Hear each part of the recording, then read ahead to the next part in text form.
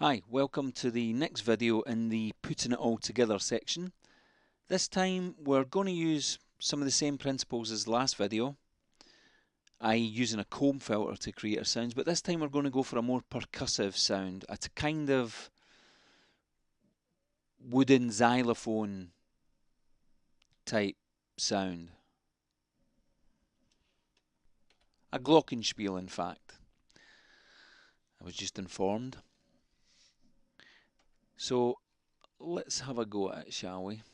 So we'll just start the empty patch, then we'll go straight to the comb filter. Now we're going to use a filter as well, but I'll just turn that off. Now, first thing we want to do is change it to dissonant, because this type of sound, even though it's in tune, it kind of sounds out of tune.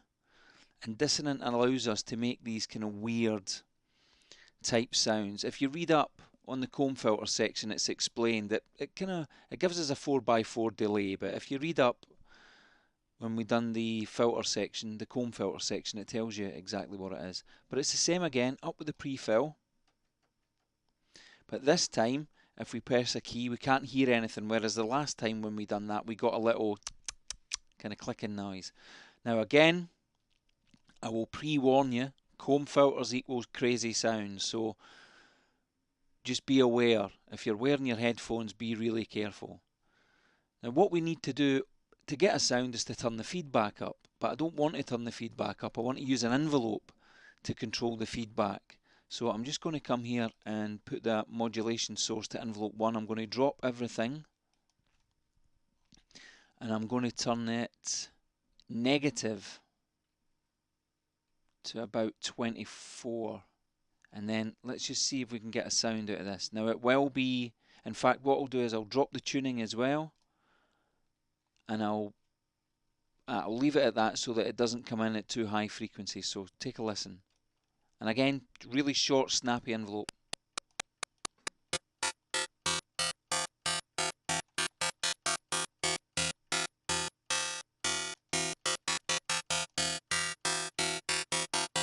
Right, that's enough. Now, doesn't sound much like percussion, I know.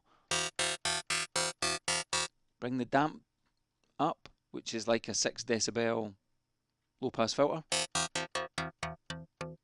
Now we're starting to get a percussive sound.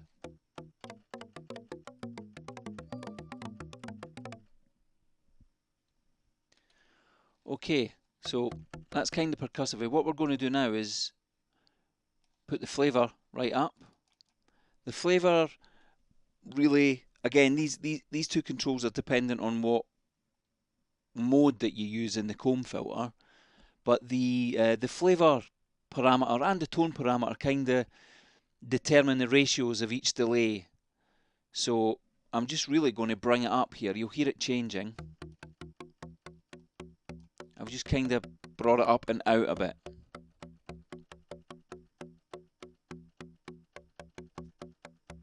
Okay, that sounds not too bad. Okay, there's something doesn't sound right. I think the tuning's wrong. Let's try putting the tuning up there and then putting the detune right up. Okay, that sounds better, even though it's higher, but it sounds better so far. But we want to control the damp with the envelope 1 as well.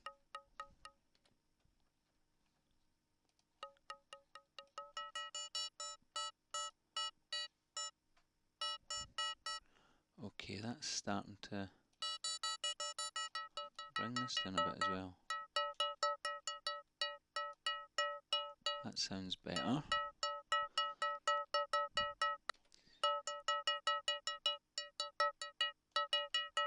Right. I want that to modulate that, but that sounds okay, but I think maybe, that's what we're looking for.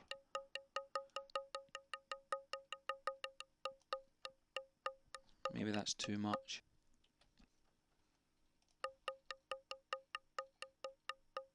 Okay, that sounds better. It's starting to sound more woody. This dissonant stuff is really difficult to work with. Not difficult to work with, but you really need to pay attention to your your setup to get it sounding right. Because as you can hear, if I'd have done that, but going that way makes the whole. Okay, so that's much better. Okay, let's add the filter. Take the cutoff off. And all I'm going to do is put the key follow straight up. That's it.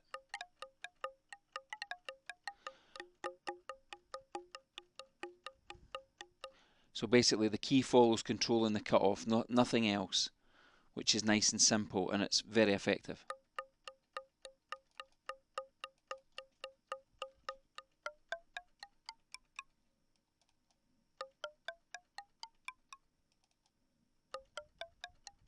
Yeah, you can hear it a bit, but it works very well. Keeps it nice and tight.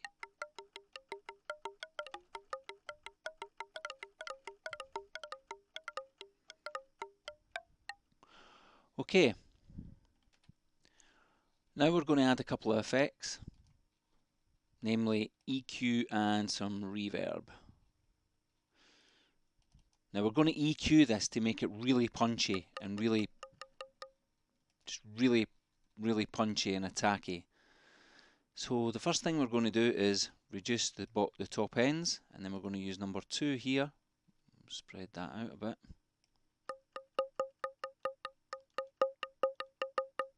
Bring number 3 over here. Spread that.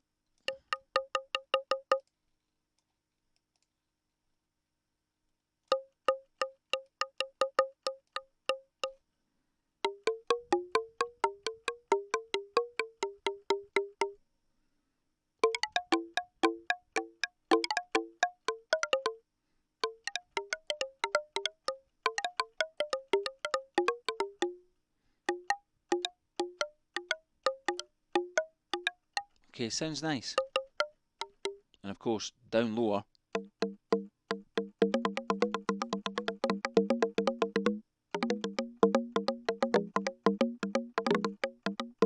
So it's nice plucky wooden sound. Okay, and now shall we leave it at that? Try and get it. Don't want to get it too much. Yeah, and let's add some reverb. Too much.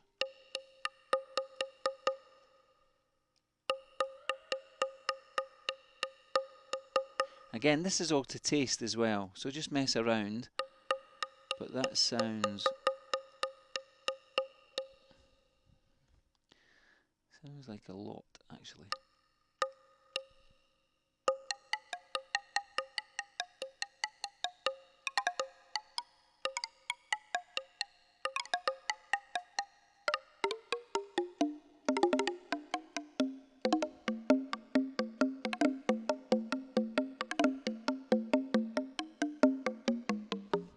Okay, nice. And this sound is actually another Howard Scar sound from the Zebra 2.5 presets. It's called Fred Flintwood, believe it or not.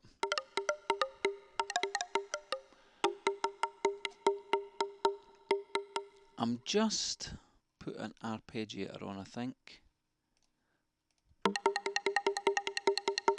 Let's see if we can just make something. And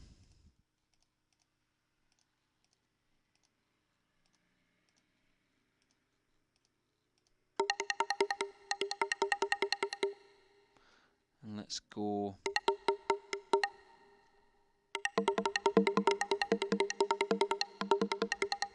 So let's put this one down.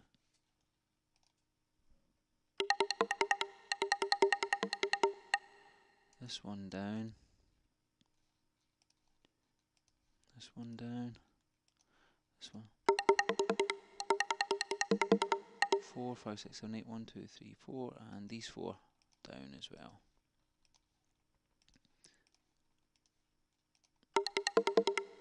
And let's put these back. Okay, so we've got a basic arpeggiator with that sound. Now if I hold both of them down. Okay, so let's add that into our little song. I'm going to use both of them.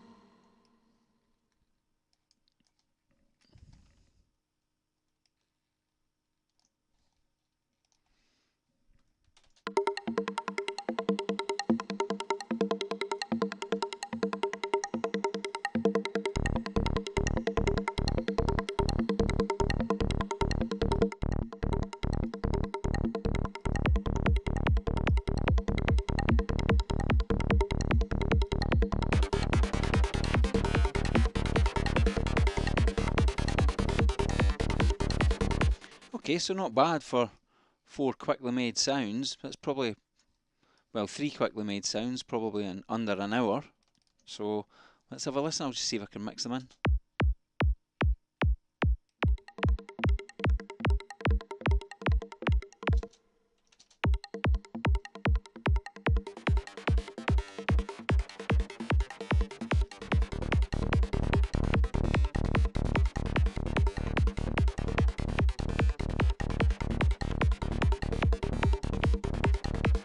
There you go, just messing around, but I hope this patch creation one has taught you some really other cool stuff about comb filters, especially using the dissonant stuff for these type of weird percussive sounds. You can get really tribal, and of course using the arpeggiator and then multi-stage envelopes and stuff, you can go really crazy with them. But I hope you enjoyed that, and I'll see you in the next one.